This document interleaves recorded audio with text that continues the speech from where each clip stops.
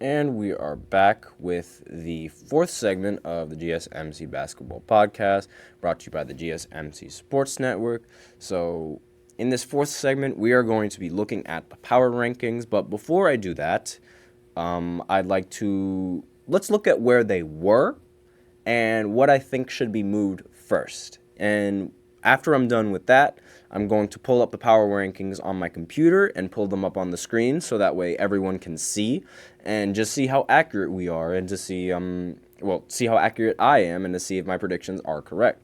But first, we will go and we will see and look at the power rankings that were of last week, which I have right now. So the power rankings as of last week are 1 Clippers, 2 Boston, 3 Denver, 4 Philly, 5 OKC, 6 the Bucks, 7 the Wolves, 8 the Knicks, 9 the Suns, and 10 the Cavs. So we'll start with the Clippers. They started this week losing to the Cavs, and they did beat the Miami Heat to end the week.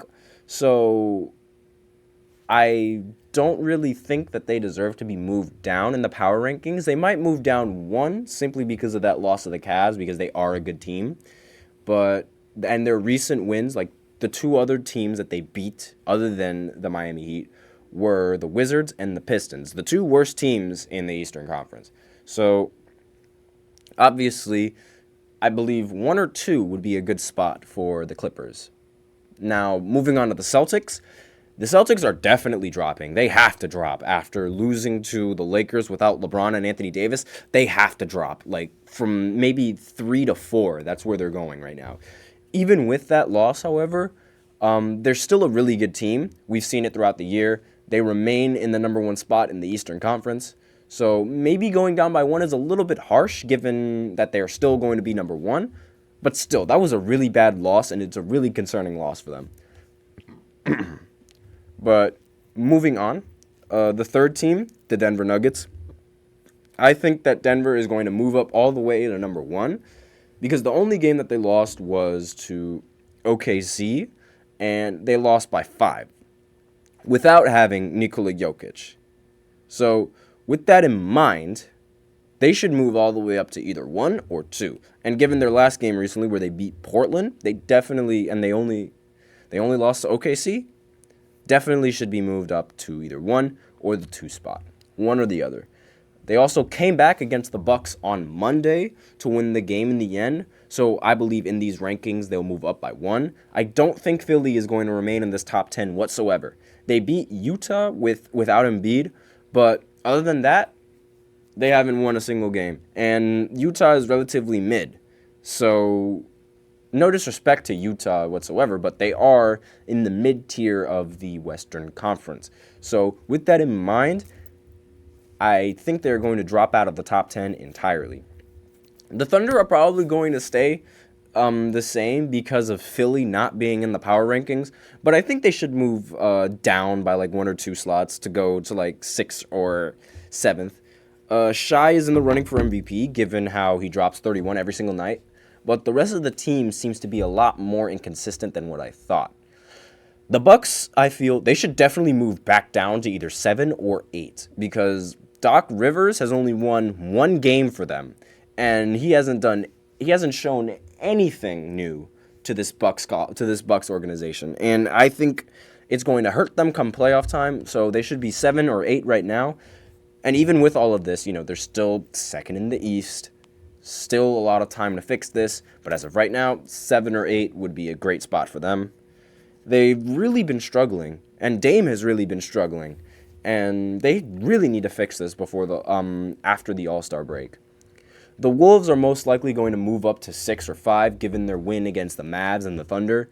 They did lose to the Magic in a relatively close game, so we will see if they'll change it because of that. The Knicks are going to move up all the way to the top. They're going to take Philly's spot in the rankings, and they're going to be like top 5. I wouldn't be surprised. They've been phenomenal, and they've been on a 9-game winning streak right now, getting big wins this last week against every single team, all without Julius Randle, except for the one time they did lose was to the Lakers. But again, no Julius Randle, no OG Anunoby. Doesn't matter. I think they should move all the way up to the top 5. I said it in the beginning, Julius Randle wasn't that much of an important piece to the Knicks. So far, I've been right that entire step of the way. Sure, Halliburton was on minutes restriction, but there was also no OG, as I mentioned before. That is what good teams do. If what they usually do isn't working, they try to impact the game in other ways to change the outcome given if the offense isn't showing up. The Suns are going to be the only team that doesn't move in the rankings, in my personal opinion. They lost to the Hawks, but they beat the Heat, and they also beat the Wizards after Bradley Beal dropped his 43 points. But they beat the Heat. They beat the Heat, and they beat the Nets. But we don't have to talk about them beating the Nets, obviously. Like, you guys know how I feel about that. The Cavs beat the Clippers to start the week without Darius Garland, and Kawhi ending the game with 30. So I believe that they're going to get a massive boost in the rankings, jumping all the way down from 10 to like 6 or 7. So with that, top 10 out of the way, let's actually go ahead and open up these power rankings themselves. As you could see from the TV screen, they've recently been updated 52 minutes ago. So I'm going to go ahead and open this page up and see just how accurate we are with these teams and to see where they stand. So, let's see. Number 1 is probably going to be the Clippers, isn't it? Yep. Number 1 is the Clippers. There's no surprises there whatsoever. Obviously, like, you can read the rest of these. You can see their offensive rating, you can see their defensive rating, and their overall team record over this. But, obviously, I have no disagreements with the Clippers being number 1 whatsoever. They're a great team, but, as I said earlier, have to see it in the playoffs. So, can't determine their championship aspirations right now. Have to see them do this in the playoffs. Now, let's move on to the next team. Boston Celtics, they haven't moved down whatsoever. So, I guess moving them down simply because of that loss without Anthony Davis, and they mention it right here. I guess moving them down by that much, it was a little bit harsh. So, I guess with that in mind, then the Nuggets aren't going to move up whatsoever. They're going to stay at 3. Yep, the Nuggets are staying at 3. Obviously, so far, no disagreements whatsoever with this list. Below them was Philly. So we'll go ahead and see if the Knicks would have replaced that spot, or which team has replaced that spot. They moved the Timberwolves up there instead. So the Timberwolves, I guess I can't really fault that. I'd personally put the Knicks up there. That's just me, however, because of what the Knicks have been doing and how they've been on that 9-game winning streak. But the Minnesota Timberwolves did beat the Oklahoma City Thunder, who will probably be ranked right below them, if I'm not mistaken. Yep, the Oklahoma City Thunder have not moved in the standings whatsoever. So, as of right now, it doesn't really seem like a lot of teams have been moving the way I expected them to. Might be because I've been affected by recency bias, but so far the top 4, the top 5, they've been more or less what I expected, other than the Timberwolves being up there. So now this has to be the Knicks coming up, right? Oh, the Cleveland Cavaliers have been ranked higher than the Knicks, so they move up all the way to 6. So I'm not mad at this whatsoever either, because the Knicks still have pieces that they are missing, which prevent them from being ranked higher in the power rankings. So the fact that the Cleveland Cavaliers have gotten Darius Garland definitely helps in the sense of where they stand in their rankings and whatnot, and all those types of things. But so far with these power rankings and this list, I see no problem with them whatsoever. And they've been going more or less like what I've expected. So next should be the Bucks. If I'm not, the Knicks are up next. Okay, so the Knicks and the Cavs are neck and neck, meaning the Bucks are moved probably all the way down to 8. So the Knicks being 7, I think it's a little low, but I mean, I like it that they're 7 because that reminds me of Carmelo Anthony's number. So they might have just moved them to 7 just because of that, but I think they should be ranked higher than the Cavs, in my personal opinion, and they should also be ranked higher than the Timberwolves, but that's just me. I think that I might be overestimating the Knicks right now because of how good they've been playing, but once they have all their healthy pieces, I seriously think they could compete with both of those teams.